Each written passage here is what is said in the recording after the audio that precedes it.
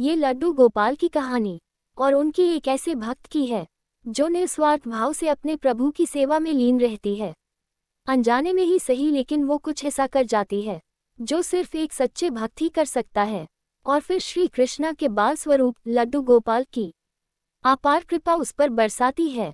तो चलिए अब इस कहानी का आरंभ करते हैं। एक समय की बात है, एक गांव में दो वृद्ध स्त्रियां रहती थीं। दोनों का इस जगत में कोई नहीं था। वे दोनों ही एक दूसरे का सहारा बनकर बड़े प्रेम भाव से रहती थी। हालांकि धर्म से दोनों अलग थी, लेकिन विचार से एक थी। उनमें से एक महिला हिंदू धर्म की थी और दूसरी जैन धर्म की थी। दोनों अपने अपने धर्म के हिसाब से प्रभु की आराधना किया करती थी।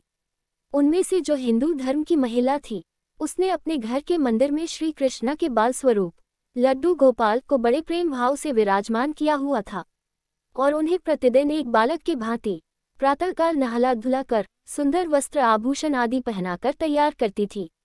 वह उन्हें एक बालक के समान ही मानती थी, इसीलिए कहीं भी बाहर जाती उनके लिए फल खिलौने आदि चीजें लेकर आती थी और प्रेम पूर्वक उनको भोग लगती थी। इसी तरह वे दोनों महिलाएं एक दूसरे के परस्पर सहयोग से अपना सुखमय जीवन व्यतीत कर रही थी।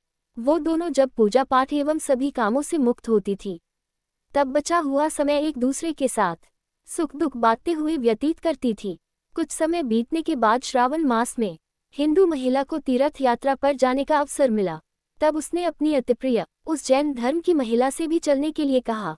चूंकि वृद्धावस्था अधिक होने के कारण वह चलने फिरने में थोड़ी असमर्थ थी, इसीलिए उसने जाने से मना कर दिया और कहा कि मुझे चलने फिरने में परेशानी होगी, इसी कारण तुम्हें भी तीर्थ यात्रा में विघ्न रहेगा। तब वो हिंदू महिला उदास मन से तीर्थ यात्रा पर अकेले ही जाने के लिए तैयार हो गई और जाते वक्त उसने उस जैन महिला से कहा, सखी, मैं 1 माह के लिए तीर्थ यात्रा पर जा रही हूँ। मेरे आराध्य श्री कृष्ण बाल स्वरूप लड्डू गोपाल का ध्यान रखना। उन्हें बिल्कुल एक बालक की तरह स्नेह देना। प्रतिदिन स्नान आदि कराकर सुंदर वस्त्र आभूषण पहनाकर भोग लगाना। उस जैन महिला ने सब बातें सुनी और बोली कि हाँ सखी, तुम चिंता मुक्त होकर तीर्थयात्रा को जाओ। मैं तुम्हारे लड्डू गोपाल का भली भांति ध्यान रखूंगी। इतनी सब बातें बताकर वह महिला तीर्थयात्रा को निकल गई और जैन महिला ने सारा कार्यभार अपने सानिध्य में लिया और बड़े उत्साह और उमंग के साथ सुबह उठकर खुद नित्य कर्म से निवृत्त होकर लड्डू गोपाल के स्नान की तैयारी में लग गई। उसके बाद जब वो उन्हें लड्डू गोपाल को नहलाने लगी, तो वह उस महिला की नज़र लड्डू गोपाल के पांव की तरफ पड़ी तो वह दंग रह गई, क्योंकि उनके पैर मुड़े हुए थे। उसे लगा कि उसकी वजह से उनके पांव टेढ़े हो गए हैं। इसका मुख्य कारण ये था कि उस महिला ने जब भी उन्हें लड्डू गोपाल को देखा था, वस्त्रों एवं आभूषणों से सुसज्जित देखा था, वो इस बात से अनभिज्ञ थी कि लड्डू गोपाल घुटनों के बल पर बैठे हुए थे।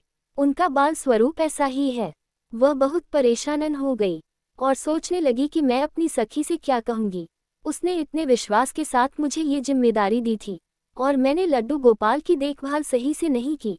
ये सब सोचकर वह चिंतन में बैठी ही थी कि उसे याद आया कि उसकी सखी ने कहा था कि लड्डू गोपाल सिर्फ एक प्रतिमा नहीं बल्कि जीवित होते हैं। बस फिर क्या था, उसने निश्चय किया कि दिन प्रतिदिन उनके पैरों की मालिश करेगी और वह दिन में कई बार ऐसा ही करने लगी।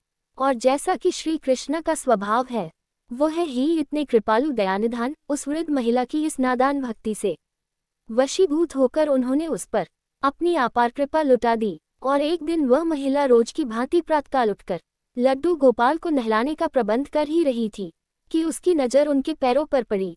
उसने देखा कि उनके लड्डू गोपाल के पैर ठीक हो गए और यह सब देखकर वह वृद्ध महिला खुशी से फूली न समाई और ये सारा वृतांत सुनाने के लिए अपनी सखी का बेसब्री से इंतजार करने लगी। कुछ समय पश्चात जब वह हिंदू धर्म की महिला तीर्थयात्रा पूर्ण करके वापस आई, तो सबसे पहले वो अपने लड्डू गोपाल के दर्शन को ललाहित थी और जैसे ही उसने लड्डू गोपाल को देखा तो आश्चर्य में पड़ गई। उसने देखा कि लड्डू गोपाल खड़े हुए थे। उसने सोचा कि शायद ये उसके लड्डू गोपाल नहीं है और अपनी सखी के पास जाकर ये सब पूछा। तब उस जैन धर्म की महिला ने सारा वृतांत उसे सुनाया।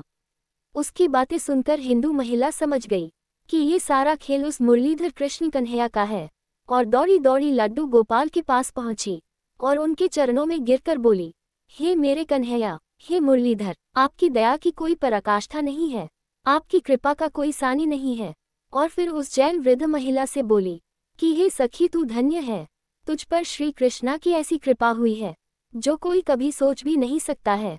तुझे नहीं पता कि हमारे लड्डू गोपाल के पांव तो ऐसे थी क्योंकि उनका ये बाल स्वरूप बैठी हुई मुद्रा में है, लेकिन तेरी भक्ति ने उनके इस स्वरूप को बदल दिया, उनके पैर सीधे कर दिए।